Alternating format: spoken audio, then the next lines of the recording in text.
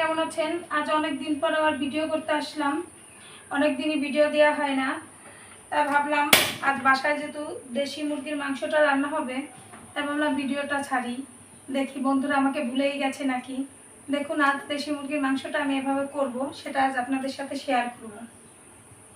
আমার কড়াইতে আলু ভাজার তেলটা আছে, আমি ওই তেলেই রান্নাটা করব। তেলটা গরম হতে দিলাম।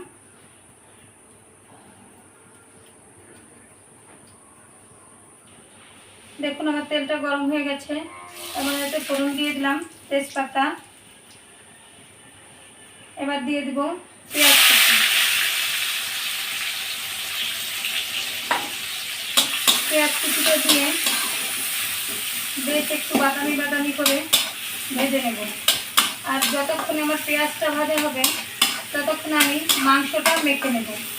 এবার দেখুন কী কী উপকরণ দিয়ে আমি মাংসটা মেখে নিচ্ছি। প্রথমে দিয়ে দিলাম কিছুটা পেঁয়াজ কুচো, তারপরে দিয়ে দিলাম জিরে বাটা, এরপরে রসুন বাটা, এরপরে আদা শুকনো লঙ্কা, তারপরে কিছুটা কাঠবাদাম বাটা, এরপরে দিয়ে দেব পরিমাণ মতো লবণ,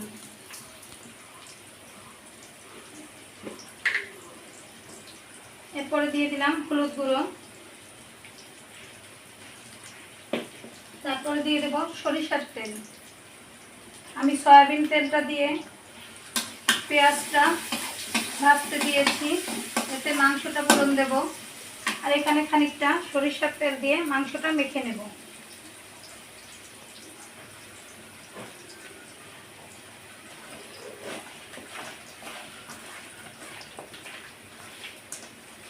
সুন্দর করে মশলা দিয়ে মাংসটা মেখে, আগে থেকে মেখে যদি রেখে দেন তাহলে তো আরও ভালো। আর যদি সময় না থাকে তাহলে উনুনে আপনি পেঁয়াজ কুচোটা চাপিয়ে দিয়ে তারপর মাংসটা মেখে নেবেন। আধা ঘন্টা আগে মাংসটা যদি মেখে রেখে দেন তাহলে মাংসটার স্বাদটা দ্বিগুণ বেড়ে যাবে। আমার সময় স্বল্পতার কারণে আমি মেখে রাখতে পারিনি, কিন্তু বাসায় যখন রান্না করি তখন আমি এভাবে রান্না করলে তখন আমি আধা ঘন্টা আগে বা 1 ঘন্টা আগে মাংসটা মেখে রেখে দিই। দেখুন আমার পেঁয়াজটা বাদামি বাদামি করে ভাজা হয়ে গেছে। এবার আমি মেখে রাখা মাংসটা দিয়ে দেব।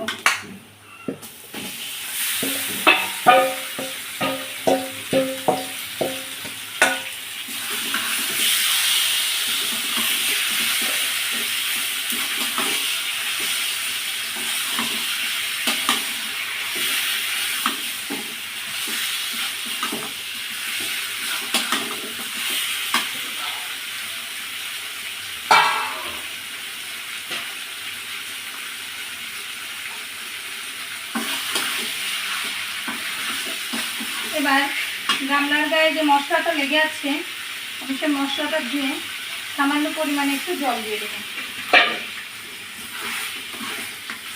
এটা সুন্দর করে নেড়ে চেড়ে ঢাকা দিয়ে দিয়ে কষিয়ে নেব।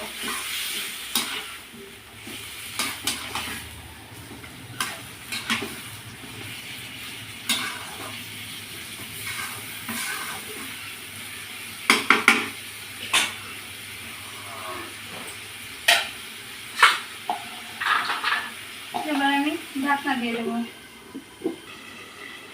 আমি এবার ঢাকনাটা তুলে নেব।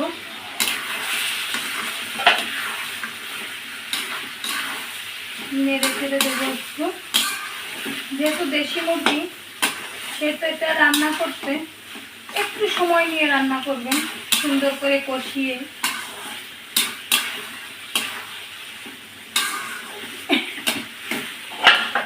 এবার আমি আবার ঢাকা দিয়ে দেবো।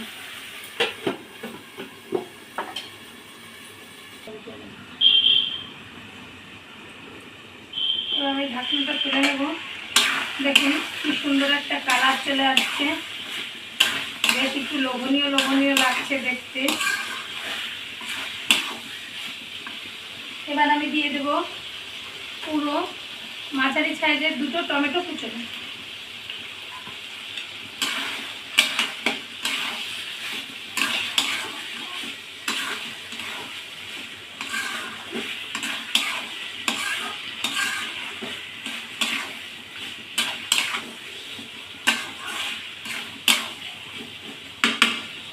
দিয়ে আমি একটু ঢাকা দিয়ে দেবো।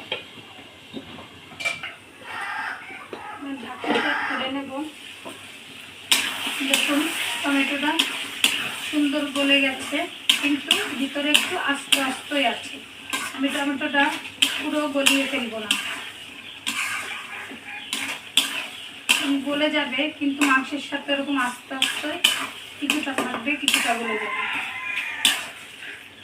এবার আমি এতে দিয়ে দেব আগে ভেজে রেখেছিলাম টুকরো করে আলুগুলো।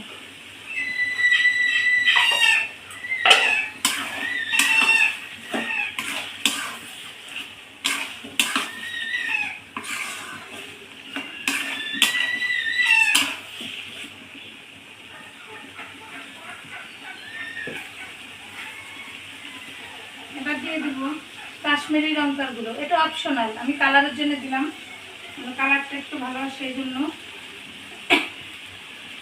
আপনারা ইচ্ছে হলে দিতেও পারেন, নাও দিতে পারেন।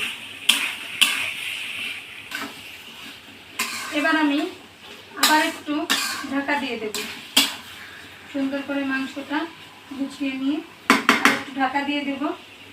গ্যাসের আঁচটা একটু কমিয়ে দেব, আস্তে আস্তে সব কিছু সুন্দর কষানো হবে।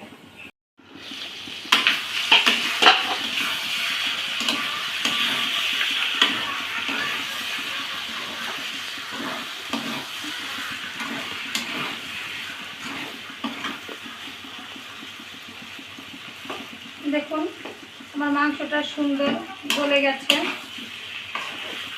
এবার আমি জল দিয়ে দেব, আর একটু নাড়াচাড়া করে জলটা দিয়ে দেব।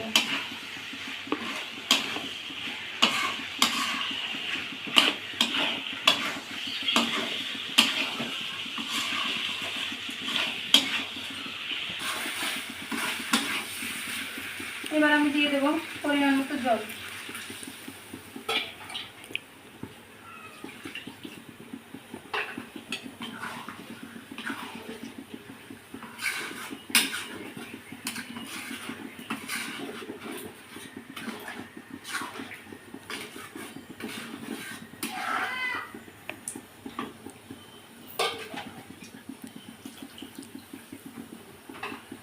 এবার আমি ঝোলটা ফুটতে দেব।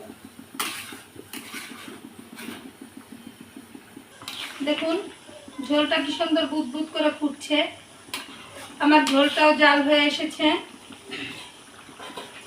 এবার আমার লাস্ট গরম মশলা বাটাটা দিয়ে দেব। ব্যাস, এবার একটুখানি জাল দিয়ে নামিয়ে নেব। আমার ঝোলটা শেষ, এখন আমি পরিবেশনের জন্য নামিয়ে নেব। দেখুন আমার দেশি মুরগির ঝোলটা হয়ে গেছে। আপনারা এভাবে একদিন করে খেয়ে দেখবেন, আশা করি সবারই ভালো লাগবে। যদি ভালো লেগে থাকে তবে লাইক, কমেন্ট এবং চ্যানেলটা সাবস্ক্রাইব করে আমার সঙ্গেই থাকুন। নমস্কার, আশা করি সবাই ভালো থাকবেন।